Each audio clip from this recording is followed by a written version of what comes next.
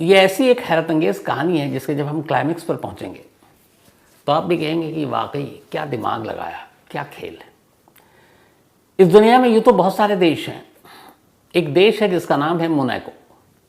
Monaco इसलिए मशहूर है क्योंकि एक तो ये दुनिया का दूसरा सबसे छोटा देश, जो इटली में वेटिकन सिटी है जहाँ पोप रहते हैं, उसे कहते हैं दुनिया का सबसे छोटा देश। और उस वेटिकन सिटी के बाद अगर दुनिया का सबसे कोई छोटा देश है तो मोनाको। अब छोटा देश कितना बड़ा, तो अंदाज़ा लगा लीजिए कि लगभग 2 किलोमीटर के दायरे में बसा हुआ है ये देश। सिर्फ 2 किलोमीटर। 2 किलोमीटर के दायरे में करीब 42-43 हज़ार 40 से 43,000 के बीच पॉपुलेशन, यानी 40,000 से 43,000 लोगों की आबादी। इससे 3 गुना तो कल अहमदाबाद के स्टेडियम में थे। तो 42-43 हज़ार की पॉपुलेशन, 2 किलोमीटर का एरिया, और उस एरिया में बसा हुआ ये मोनाको। लेकिन ये छोटा होने के बावजूद बहुत बड़ी कमाल का बड़ा देश है। क्यों? दुनिया की जितनी नामचीन हस्तियां हैं, बड़े बड़े लोग, बड़े बड़े सेलिब्रिटी, स्टार, शाही परिवार, ये सब छुट्टियां मनाने इसी मोनाको में जाते हैं, 2 किलोमीटर के एरिया में जो फैला हुआ है। उसकी वजह क्यों? एक तो मोनाको, ये एक तरफ इसके इटली और एक तरफ फ्रांस, दोनों सरहदें लगती हैं, और बीच में ये 2 किलोमीटर का एक आज़ाद देश जहाँ राजशाही है। तो मोनाको की खासियत ये है, एक तो ये टैक्स हेवन है, जैसे स्विस बैंक के बारे में। नंबर 2, जो बड़े बड़े लोग आते हैं वहाँ, उन्होंने अपने बड़े बड़े बंगले बना रखे हैं। साल में 1-2 महीने आते हैं, छुट्टियाँ मनाते हैं और चले जाते हैं। इस मोनाको की खासियत ये है कि यहाँ एक मैन मेड बीच है समंदर का, बेहतरीन कैसीनो है, यहाँ पे डिज़ाइनर शॉपिंग है, खूबसूरत बार्स हैं, शॉपिंग कॉम्प्लेक्स है। तो ये सारी चीज़ें छुट्टियां मनाने के लिए एक आइडियल जगह मोनाको। तो इसीलिए दुनिया के तमाम रईस यहाँ पर जाते हैं और कहते हैं ये जो मोनाको 42-43 हज़ार मैंने बताया आपको आबादी, इसमें से ज़्यादातर अरबपति हैं, जो वहाँ के सिटीज़न हैं, जो रहते हैं, जो उनके स्टाफ हैं, बाकी लोग हैं, वो भी लखपति से कम नहीं है। तो मतलब अमीरों का देश ये खुद ही है, जहाँ सारे अरबपति रहते हैं। तो इसी मोनाको की कहानी है। कहानी 31 साल पुरानी है। 1990 आते आते मोनाको में, चूँकि एक मोनाको देश के तौर पर लोगों की नज़रों में था, बड़े बड़े लोग आते थे, तो वहाँ के एडमिनिस्ट्रेशन, प्रशासन ने यह तय किया कि क्यों ना, जो बहुत सारे लोग यहाँ छुट्टियाँ मनाने आते हैं, बंगला लेकर रहते हैं, 1-1 महीना 2-2 महीना चले जाते हैं, तो एक तो इनके लिए टैक्स हेवन ही है। साथ ही जब वो आएँ तो अपने पैसे, जेवर, ये सब रखने के लिए कोई एक ऐसा मजबूत और बेहद सेफ बैंक होना चाहिए। और उस बैंक में एक नॉमिनल चार्ज फीस के बदले में उनकी सारी अमानतें सुरक्षित रहेंगी। तमाम अरबपतियों से, बाकी लोगों से बातचीत की हुई, तो उन्हें भी लगा कि ये ठीक है, सेफ़ है। हालांकि वो बड़ा सेफ कंट्री है अपने आप में। तो बातचीत रंग लाई। उसके बाद यह हुआ कि एक बैंक बनाया जाए मोनाको में, और उस बैंक में तमाम अमीर हस्तियां जो आती हैं वो अपने कीमती गहने, पैसे उसमें रखें और बदले में थोड़ी सी फीस उनसे ली जाएगी, वरना इधर उधर कहाँ लेके भटकते रहेंगे। अब चूँकि दुनिया के सारे रईस लोग वहाँ आते हैं, बड़े बड़े सेलिब्रिटी, हॉलीवुड स्टार, तो बहुत सारे पैसे और सारी कीमती चीज़ें भी होंगी। तो बात तय हो गई। इसके बाद 1990 में एक 5 एकड़ के एरिया में एक ज़मीन पर एक बिल्डिंग बनी, बहुत ही खूबसूरत, बहुत ही मजबूत, बहुत ही सुरक्षित। और उसी बिल्डिंग पर खड़ा हुआ मोनाको का एक बैंक। उस बैंक का नाम रखा गया रॉयल कंसोर्टियम बैंक। तो ये रॉयल कंसोर्टियम बैंक उन लोगों के लिए जो अमीर लोग थे, वहाँ अपना सामान रख सकते थे। तो अब इस रॉयल बैंक में 1990 में ये चालू हो गया, ठीक ठाक बैंक काम करने लगा। दिसंबर 1992, 11 दिसंबर 1992 की तारीख आई। सुबह बैंक खुला, बैंक के स्टाफ तमाम लोग वहाँ अपने टाइम पर थे, करीब 70 से 90 के बैंक कर्मचारी थे। अचानक बैंक के सारे दरवाजे बंद हो गए और बाहर एक मैसेज दिया गया कि बैंक को बैंक लुटेरों ने अपने कब्जे में ले लिया है। वहाँ जितने भी स्टाफ थे उन सबको बंदूक की नोक पर अपने कब्जे में ले रखा है, और उन बैंक स्टाफ के अलावा उसमें एक कस्टमर भी था, और वो कस्टमर भी अरबपति, क्योंकि उस बैंक में वही लोग जाते थे। अब ये बात जब बाहर मैसेज पहुँचा और उन्होंने, उनके पास वॉकी टॉकी ये सारी चीज़ें थी, उन्होंने अंदर से धमकी देनी शुरू की। लाउड स्पीकर और वो सारे जो बैंक का सिस्टम था उसके ज़रिए कि ये बैंक हमारे अब कब्ज़े में है और अगर पुलिस ने अंदर आने की कोशिश किया, कुछ किया, तो ये जो 70 से 80 के करीब जो भी बंधक हैं, इन सबको मार डालेंगे। अब मोनाको के लिए बड़ी अजीब चीज़ थी, सीधा साधा देश, कभी ऐसी कोई इंसिडेंट या वारदात नहीं हुई। अब हायर अथॉरिटी तक बात गई, पुलिस की सारी टीम, उनकी जो सुरक्षा एजेंसियां, सारे लोग बैंक के चारों तरफ बैंक को घेर कर खड़े हो गए। अब इस बैंक का ये था कि एक तो मेन रोड की तरफ मेन रास्ता था, एक तरफ पार्क, और बैंक के पिछले हिस्से में, वो जो पिछला हिस्सा था वो समंदर की तरफ खुलता था। वहाँ पे तमाम किनारा था एक तरह से समंदर का, तो वहाँ तमाम नाव और ये बोट वोट ये सब खड़े रहते थे बैंक के बैक साइड में। अब बैंक की रॉबरी की खबर पूरे मोनाको में हड़कंप मच गया। अब बातचीत का दौर शुरू हुआ कि भाई आप क्या चाहते हो, क्या करते हैं। और जिस दिन ये 11 दिसंबर 1992 को ये लोग घुसे थे, तब रफली उस बैंक के अंदर करीब 10,000 करोड़ इंडियन करेंसी में था, US डॉलर और यूरो में, लेकिन उसको कन्वर्ट करो इंडियन करेंसी में तो 10,000 करोड़ रुपीस के कैश और ज्वेलरी, हीरे सोने के जेवरात लॉकर में रखे हुए थे। करीब करीब 80-90 लोगों के, सबसे ज़्यादा जो थे। अब बातचीत का दौर शुरू हुआ, क्या चाहते हो, क्या करते हो। तो एक दो लोगों ने बात की, भैया अपना डिमांड बताओ। उन्होंने कहा कि नहीं, एक तो पहले आप लोग, पहले डिमांड ये कि कोई बैंक के आसपास नहीं आएगा, वरना हम एक एक कर बंधकों को मार देंगे। इस दौरान में बैंक के अंदर से वो जो सिस्टम था लाउड स्पीकर वाला, उसके अंदर से आवाज़ें आ रही लोगों के चीखने की, धमकी देने की कि बैठ जाओ, गोली मार देंगे, शूट कर देंगे। तो बाहर जब इसे ये आवाज़ आए तो और भी डर जाए। अब सारे बंधकों को एक हॉल के अंदर बंद कर दिया गया। थोड़ा वक्त बीता। अब बाहर से जो नेगोशिएट कर रहे थे, एक नेगोशिएटर मोनाको की पुलिस के, मोनाको के, उन्होंने कहा आप अपनी डिमांड बताओ, इन लोगों को छोड़ दो। तो उसने कहा नहीं, हम किसी एक शख्स से बात करेंगे और वो नेगोशिएटर कौन होगा ये हम डिसाइड करेंगे। उन्होंने कहा ठीक है, आप बताओ, हमारे सीनियर आ जाएंगे, कमिश्नर आ जाएगा, जो भी है। तब उन्होंने कहा नहीं, आप एक काम करो, मिस्टर जॉनसन नाम के एक नेगोशिएटर हैं, आप उनको यहाँ बुलाओ। अब पुलिस को लगा कि ये क्या नई बला है। अब 2 किलोमीटर पे बसा हुआ एरिया, कोई भी कितनी दूर पे हो बहुत जल्दी पहुंच सकता है। यहाँ करीब 80 लोगों की जान का सवाल। जॉनसन को खबर दी गई कि भाई आप आइए, आपसे ही जो बैंक रॉबर है अंदर बात करना चाहता है। अब जॉनसन की कहानी है कि जॉनसन जो है वो रहने वाले जर्मन के, लेकिन शिपिंग का बिजनेस और मोनाको में उनकी अपनी हवेली, बंगला, अरबपति आदमी, और उनका भी इस बैंक में अकाउंट। लेकिन उनकी खासियत ये थी कि वो बहुत अच्छे नेगोशिएटर थे, ये बिजनेस से उन्होंने सीखा था। तो इससे पहले कई ऐसे मौके आए जब कोई रॉबरी हुई या किसी को किडनैप कर लिया गया, कभी जर्मनी में, कभी और कहीं। तो जॉनसन की डिमांड हुआ करती थी, मतलब पुलिस और वो जो एजेंसियां थी, क्योंकि वो बहुत कायदे से, करीने से बातचीत किया करते थे और मसले का हल निकाल देते थे। तो जॉनसन को एक बेस्ट नेगोशिएटर के तौर पर जाना जाता था। अब यहाँ उसी नेगोशिएटर को बुलाया गया कि शायद ये हमारा काम आसान कर देगा।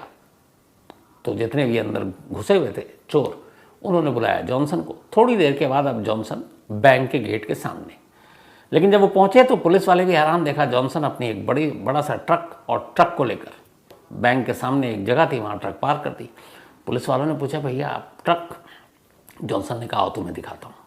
अब वो ट्रक के अंदर जब देखा तो वो ट्रक क्या था, एक तरह से पूरा एक कंट्रोल रूम था।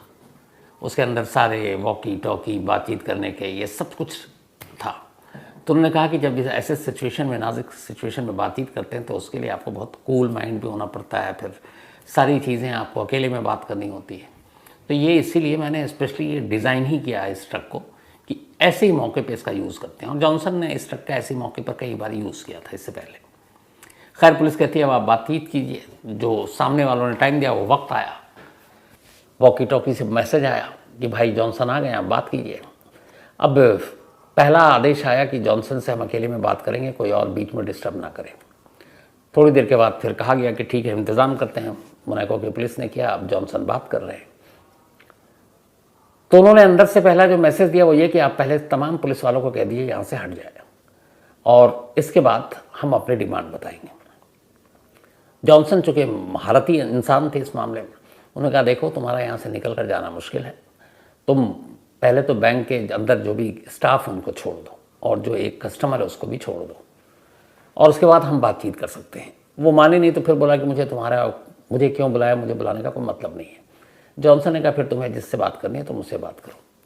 जॉनसन बाहर निकलते हैं, उसके बाद पुलिस वाले से कहते हैं कि ये सिरफिरे लोग हैं, शायद काम के नहीं है मेरे, तो अब आप ही लोग निगोशिएट कीजिए। अब पुलिस वाले इधर परेशान, क्या करें, उनको तजुर्बा नहीं।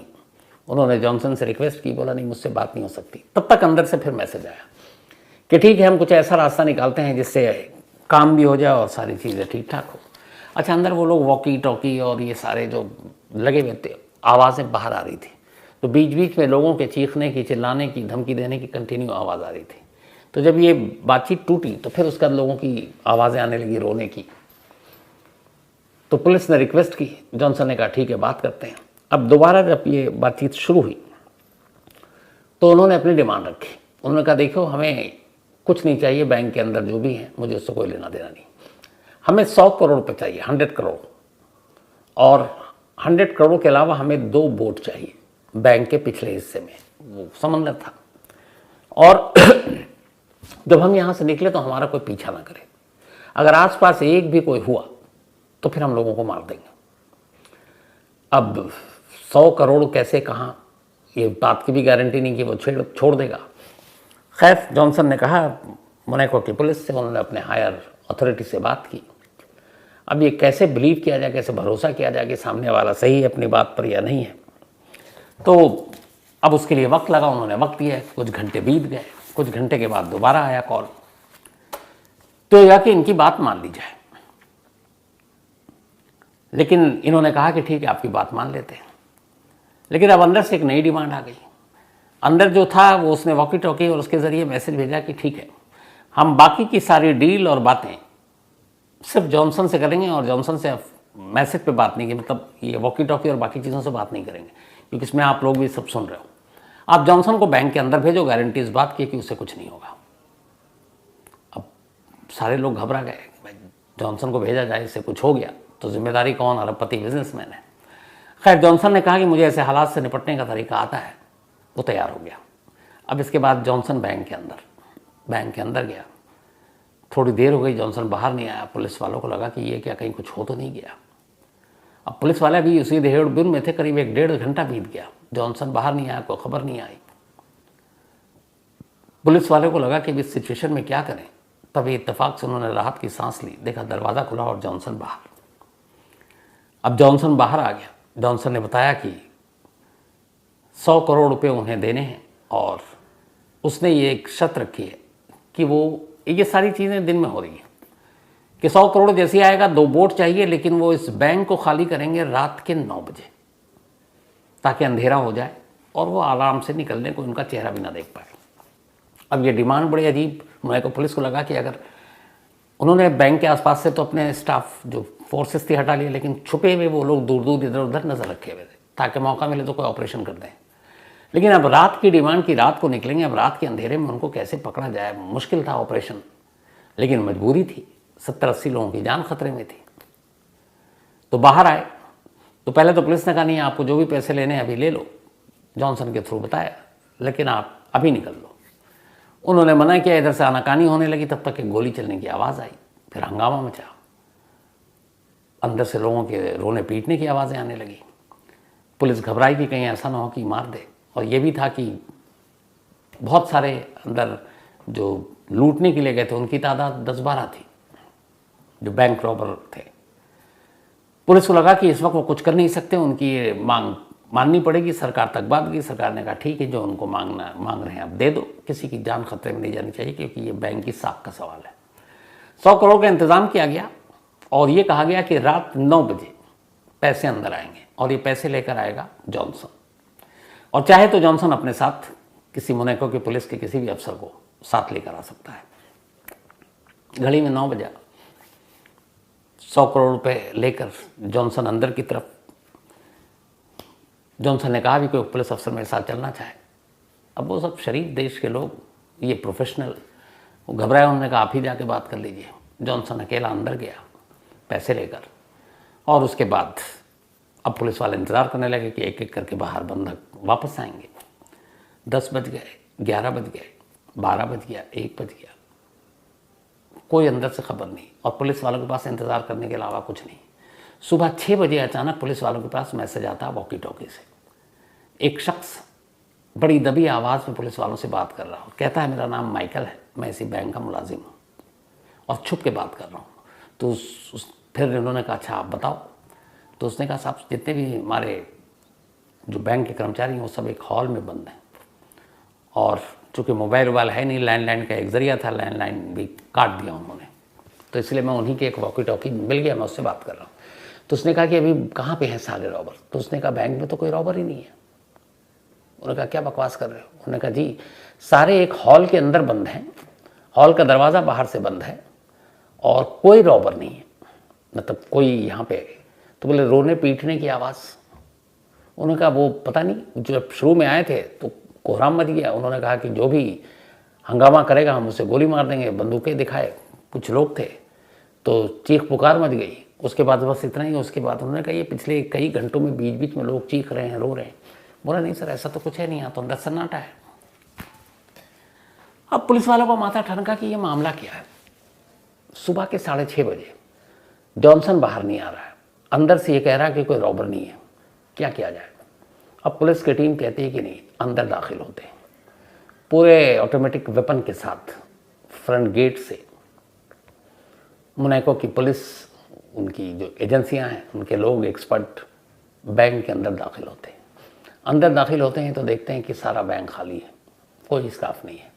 एक बड़ा सा हॉल था, उस हॉल का दरवाज़ा खोलते हैं तो देखते हैं कि अंदर सारे मुलाजिम हैं। अब वो चारों तरफ ढूंढ रहे हैं कि रॉबर कहाँ है, सारे जॉनसन कहाँ है। अब बैंक के बेसमेंट में सारे लॉकर थे। अब वो बेसमेंट में पहुँचे तो देखते हैं कि बेसमेंट में एक बहुत बड़ा गड्ढा है। उस गड्ढे से पुलिस की एक टीम उतरी तो देखा कि ये पीछे समंदर के तट पर इस गड्ढे का मुंह है, मतलब वो गादा एक सुरंग बनाया गया था। जो लॉकर थे सारे खाली हैं, करीब 10,000 करोड़ रुपए सब गायब। अब पुलिस वहां खड़े होकर अपना सर पीट रही और ये सोच रही है कि ये जो पिछले करीब करीब 20-22 घंटे से इस बैंक के अंदर चल रहा था वो सपना है, क्या हकीकत है। सारी चीज़ें अब रिकॉल कर रहे हैं। जॉनसन तो आया नहीं। अब वो उसके ट्रक में गए, ट्रक में देखा कुछ नहीं है, कहा कि भैया एक ट्रक को हटाओ। जब ट्रक को हटाएगा तो देखा जहाँ पे ट्रक पार्क है उसके ठीक नीचे एक टनल है। पुलिस ने कहा ये क्या इशू है। अब इसके बाद सारी जब तलाशी सर्चिंग शुरू हुई गड्ढे से लेकर समंदर के तट तक, जब पूछताछ हुई, फिर चीज़ें देखी गई। तो उस वक्त टेक्नोलॉजी और मोबाइल भी बहुत कम ही थे, कैमरे वैमरे का उतना था ही नहीं। और ये देश इतना शरीफ था कि मजबूत दीवार और लोहे के गेट और इन्हीं सब चीज़ों पे इसने अपनी पूरी इस बैंक की बुनियाद रखी हुई थी। तो पता चला कि इस तट के पास पिछली रात एक पनडुब्बी देखी गई थी, एक छोटा सा सबमरीन, और ये लगातार इसके आसपास थी। अब जब इस पनडुब्बी की बात आई तो फिर पुलिस को पूरी कहानी समझ में आई। इसके बाद जब सारी कड़ियां जोड़ी गई तो जो पूरी कहानी आई वो कुछ यूं थी। इस बैंक में नेगोशिएटर जॉनसन का भी अकाउंट था। जॉनसन एक अरबपति था, जर्मनी का रहने वाला था। उसने इस बैंक को देखा, उसे लगा कि यहाँ पे उसके जैसे तमाम अरबपतियों के पैसे हैं। लालच बुरी चीज़ होती है। उसने कहा आराम से 10,000 करोड़ तो कहीं नहीं गए होंगे, उसकी मिल्कियत में और इजाफा होगा। उसके बाद उसने इस बैंक को लूटने का प्लान बनाया। अपने कुछ लड़कों को साथ रखा, बैंक के अंदर गया और कुछ नहीं, बड़े शरीफ लोग थे, सबको एक हॉल में बंद कर दिया गन दिखाकर। इसके बाद अब उन्होंने टेप रखा हुआ था, उस टेप को वॉकी टॉकी और उसके थ्रू जो बाहर लाउड स्पीकर था वो बीच बीच में चला देते कि लोग रो रहे हैं, पीट रहे हैं, बख्श देने की गुहार लगा रहे हैं। बीच में एक गोली की आवाज़ सुनाई दी और फिर प्लान के तहत उन्होंने कहा कि इस पूरे बातचीत का जो नेगोशिएशन करेगा, जो बातचीत करेगा पुलिस सरकार की तरफ से, वो खुद जॉनसन होगा। यानी जिस शख्स ने इस बैंक रॉबरी की साजिश रची वही शख्स बैंक के अंदर बैठे रॉबर से नेगोशिएशन कर रहा है। मास्टर वही था, मास्टरमाइंड वही था। उसने उस बैंक के अंदर से ही तमाम वक्त लिया, सारे लॉकर तोड़े और उसके बाद जो सबमरीन थी पनडुब्बी, इधर पुलिस को उलझा कर रखा, 2 बोट मंगवा कर रखा कि उस बोट से जाएंगे, पुलिस की नजर निगाहें उस बोट पर हैं कि रॉबर बैंक से निकलेंगे, इस बोट पे जाएंगे, लेकिन उन्हें पता नहीं कि एक गड्ढा, एक टनल जो पहले से है वो समंदर के दूसरी तरफ तट के ऊपर खुलेगा और वहाँ पे एक सबमरीन है। वो उसी रास्ते उस तट तक पहुँचे, उस सबमरीन में बैठे, सारा माल लेकर वहाँ से रफू चक्कर हो गए। पुलिस बेवकूफ़ बन चुकी थी, सारे लोग बिल्कुल सेफ थे, उनको बाहर निकाला गया। अब अगले दिन तक अखबारों में खबर आई, लेकिन फिर ये हुआ कि क्या किया जाए इस बैंक रॉबरी का। तो तय हुआ कि मोनाको चूँकि एक बड़ा सेफ जगह है, टैक्स हेवन है, लोग काले धन यहाँ आके रखते भी हैं, अगर ये बात पता चल गई दुनिया को, तो दुनिया के अमीर लोग, रईस लोग जो यहाँ बेफिक्र होकर आते हैं छुट्टियाँ मनाने, उन पे बड़ा असर पड़ेगा इकोनॉमी गिर जाएगी। तो फिर ये तय हुआ कि एक झूठी कहानी सुनाई जाए, वो ये कि इस बैंक रॉबरी को सॉल्व कर लिया गया है, थोड़े बहुत पैसे लूटे गए थे वो सब रिटर्न हो गया। लेकिन आज भी, और जो अमीर रईस लोग थे जिनके बैंक में पैसे थे, कहते हैं कि उन सबको बुलाकर सच्चाई बता दी गई थी, शायद उनको कुछ मुआवजा भी दिया गया, और उन्होंने भी ये बात अपने तक रखी। क्यों? क्योंकि उनके भी जो पैसे और सारी चीज़ें थी वो एक तरह से ब्लैक मनी था। तो जब ब्लैक मनी है तो फिर पुलिस के पास वो कहाँ जाएंगे, किसको बताएंगे कि ये मेरा धन है। और उनकी शर्त ये थी कि आप एक बार बैंक में जो भी पैसे रखेंगे, आपको, आपके अलावा दुनिया में किसी को नहीं बताया जाएगा, जो स्विस बैंक का रूल है। तो इस तरीके से इस पूरी कहानी को अंजाम दिया गया, और एक जो निगोशिएट कर रहा था, द निगोशिएटर, वही था मास्टरमाइंड। 10,000 करोड़ रुपए की इस बैंक चोरी का 31 साल हो गए हैं, कहते हैं आज भी इसकी सच्चाई नहीं मालूम। तो ये थी आज की कहानी ख़त्म करूँ वही उससे अपने पहला सिलसिला। आज दानिश, इनका बर्थडे है, तो हैप्पी बर्थडे दानिश। और ये आनी अली ने भेजा है, मुंबई से हैं, थैंक यू सो मच आनी जी आपके इस मेल के लिए। अशोक, बल्कि आशीष शर्मा, इनका भी आज बर्थडे है, तो हैप्पी बर्थडे आशीष। और ये रजनी शर्मा जी के पति हैं। इस्माइल का भी आज बर्थडे है, तो हैप्पी बर्थडे इस्माइल। और ये रिजवान शेख ने भेजा है। साथ ही अरुण कुमार, इनका भी बर्थडे है, ये नेपाल से हैं और अबू धाबी में रह रहे हैं इस वक्त, तो हैप्पी बर्थडे अरुण। इसके अलावा धर्मेंद्र सहानी, इनका भी जन्मदिन है, तो हैप्पी बर्थडे धर्मेंद्र जी। और ये भेजा है कनिष्का ने भेजा, और साथ ही ईशा ने भेजा। साथ ही प्रीति एंड पवन सिंह की मैरिज एनिवर्सरी है, तो आप दोनों को बहुत बहुत बधाई। और ये भेजा है इनकी लाडली बिटिया पूर्वांशी सिंह ने। साथ ही आलिया एंड अली फरहान, इन दोनों की भी आज एनिवर्सरी है, तो आलिया और अली आप दोनों को बहुत बहुत बधाई, दोनों ऑस्ट्रेलिया में रहते हैं। Khadija, Virani and Eva London में हैं, thank you so much Eva, आपने ये जो मेल लिखा है, एंड आपकी मम्मी को भी थैंक यू सो मच दिल से इस प्यार के लिए। सुषमा सिंह मुंबई से हैं ये। अभी मैं जब ये कहानी रिकॉर्ड करने आ रहा था, उससे पहले हमारे दफ्तर में ये कुलीग मिली लिफ्ट में, और उन्होंने मुझे कहा कि एक बहुत पाबंदी से कहानी सुनती हैं, आपकी फ़ैन हैं। उन्होंने कहा हमारी भाभी हैं सुषमा सिंह जी, मुंबई में रहती हैं। तो thank you so much Sushma ji, क्योंकि मैंने वादा किया था कि आज मैं कहानी में आपका फिर जिक्र भी करूँगा। तो थैंक यू आपके इस प्यार के लिए, आप हमेशा अच्छी रहें। रवि कुमार, इन्होंने कहानी की फरमाइश की है। इसके अलावा प्रेम सिंह, प्रेम सिंह समेत बहुत सारे लोगों ने वर्ल्ड कप क्रिकेट के बारे में, जो मैं शुरू में कह चुका, तो इसलिए अब उसको रहने दीजिए। यशपाल बिश्नोई, इन्होंने कहानी की फरमाइश की है। तो आज कहानी में इतना ही, लेकिन चलते चलते एक बार फिर आपसे कहूँगा, जैसे मैंने उस दिन कहा था कि दुआएं कीजिएगा, प्रार्थनाएं कीजिएगा जीत के लिए, पर अब एक चीज़ कहूँगा, हार जीत सिक्के के दो पहलू हैं। 10 मैच हमने बहुत अच्छा खेला, तो हम में से किसी को भी टीम इंडिया से शिकायत नहीं होनी चाहिए। ठीक है, हम वर्ल्ड कप नहीं जीते, लेकिन अच्छा खेले और 10 मैच शान से खेले, बस एक मैच बुरा खेले, होता है ज़िंदगी में। तो आज कहानी में इतना ही। अब आपसे मुलाकात होगी कल रात 9 बजे किसी नई कहानी के साथ। तब तक अपना ख्याल रखिएगा। Thank you very much.